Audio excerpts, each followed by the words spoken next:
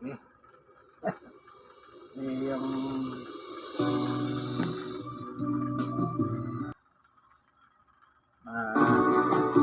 maganda ito. Exercise sa umaga. Pag-isip sa umaga. Daily worship. Tingnan natin.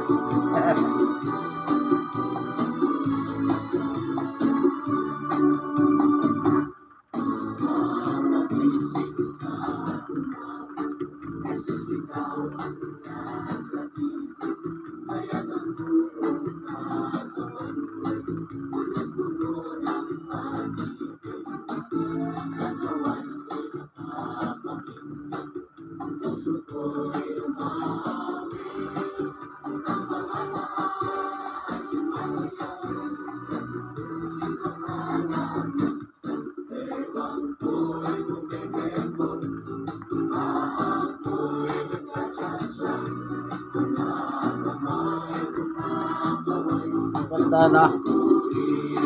Si Jesus sa umaga. Pati yung exercise ngayon, kinonvert nila kay Jesus. Opo. Maganda yan. Baga sa umaga ganyan. Sa tanggapan, ang iba't ibang departamento.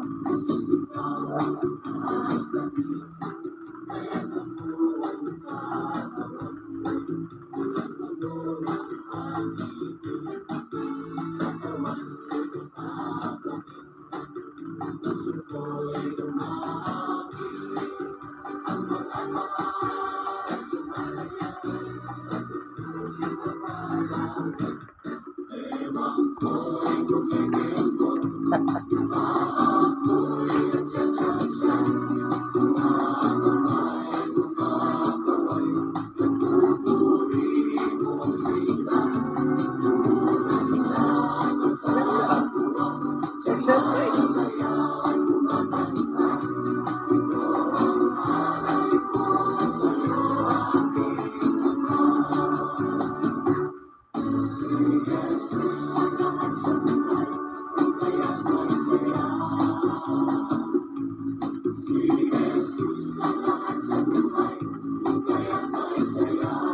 Kahit nasa bahay ka, exercise ka.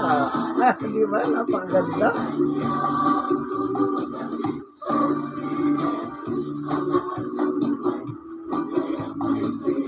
Amen, amen.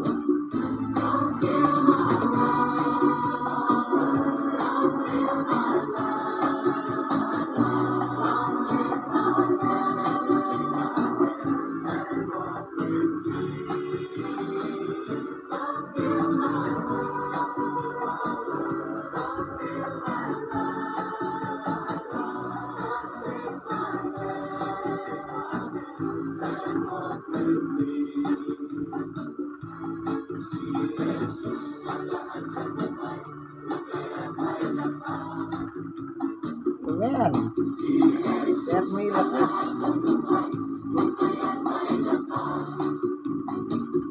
Tama naman.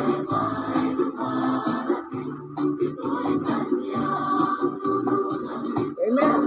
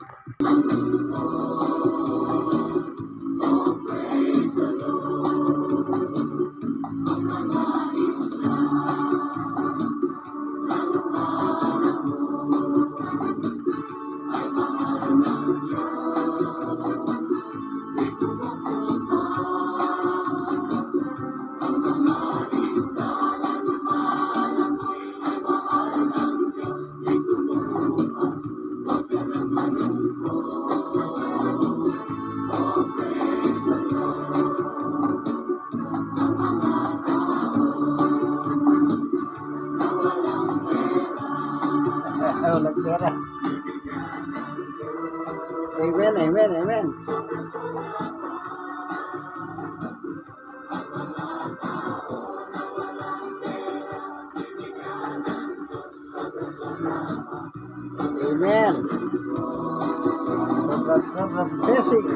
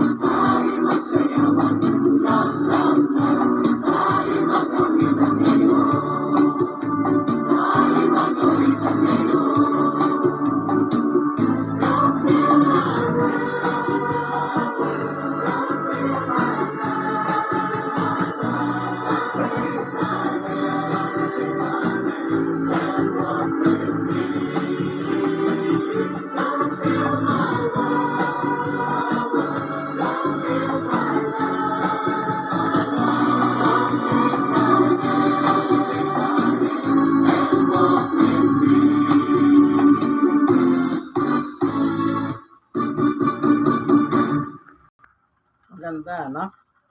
Worship exercise.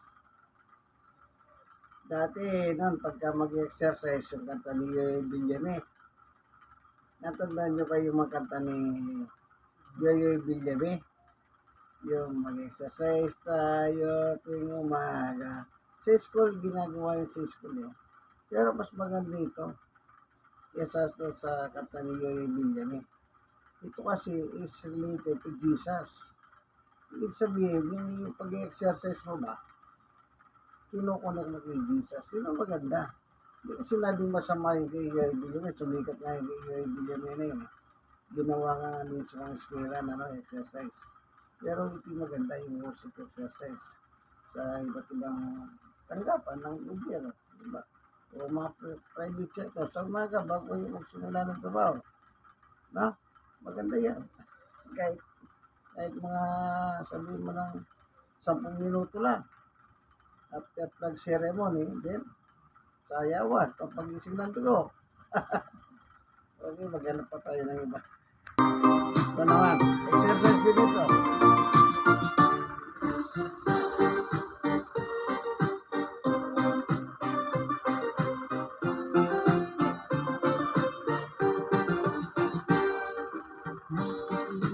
Ang mga kapatid sa iglesia, masaya tayong umaawit at sumasayaw ng papuri sa Diyos. Purihin ang Diyos na nagkatawang tao at pumarito sa mundo. Pahayag ang katotohanan at iligtas tayo. Naririnig natin ang tinig ng Diyos at nadadala tayo sa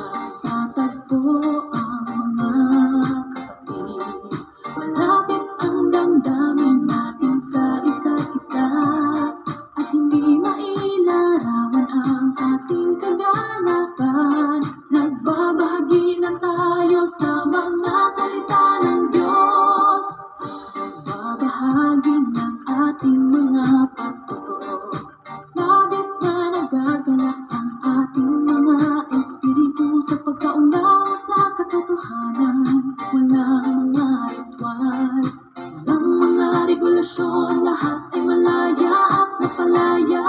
Pinatamasan natin ang mga salita ng Diyos at namumuhay tayo sa harap niya. Nang may masayang awitan at tawanan, ito ay walang katapusang kagalakan.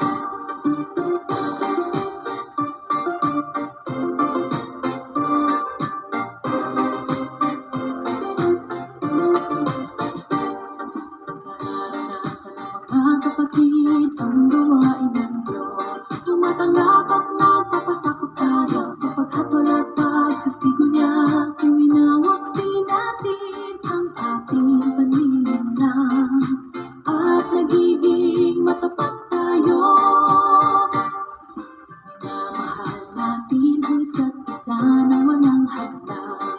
Nagpapasakop tayo sa katotohanan at hindi kumikilos batay sa mga damdamin. Sa pamamagitan ng paghatol at lilinis ang ating katiwalian. Pinatamasan natin ang mga salita ng Diyos at namumuhay tayo sa harap niya. Nang may masayang awitan at tawanan, ito ay walang katapusang kagalakan.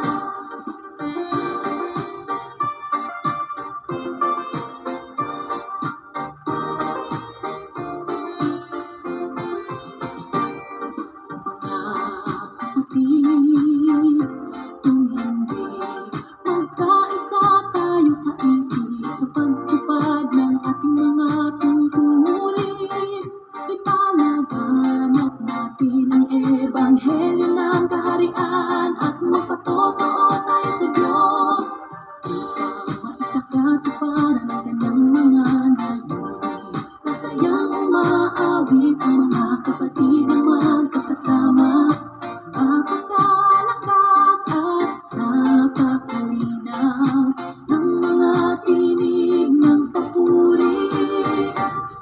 Tinatamasan natin ang mga salita ng Diyos at namumuhay tayo sa harap niya. Nang may masayang awitan at tawanan, ito ay walang katapusang kagalakan.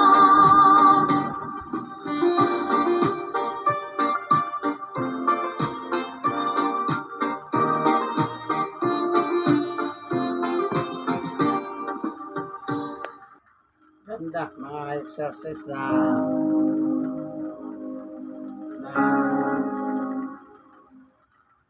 nilalakipad ang mga sayaw exercise sa umaga. Ito siya rin maganda yung mga, di ba may mga sa barangay nung araw. May madalang may mga sumba-sumba. Mas maganda magsumba kayo, pero yung lyrics patungkol sa Diyos. Yun ang maganda. Yung sinasabi niyo kanta ng mga sumba, ng mga exercise, masama yan. Hindi, pero mas maganda siguro na nagsusumba kayo. Total, sanay naman kayo sa mga sumba. Eh di maganda na lang yung lyrics sa hawitin ng Diyos. Di ba? Kung yung kaibigan kaya sa Brother Manny Bautista, si Cloco Senior Citizen, Sloknos at PWD. Ganda. Thank you for watching. God bless us all. Bye.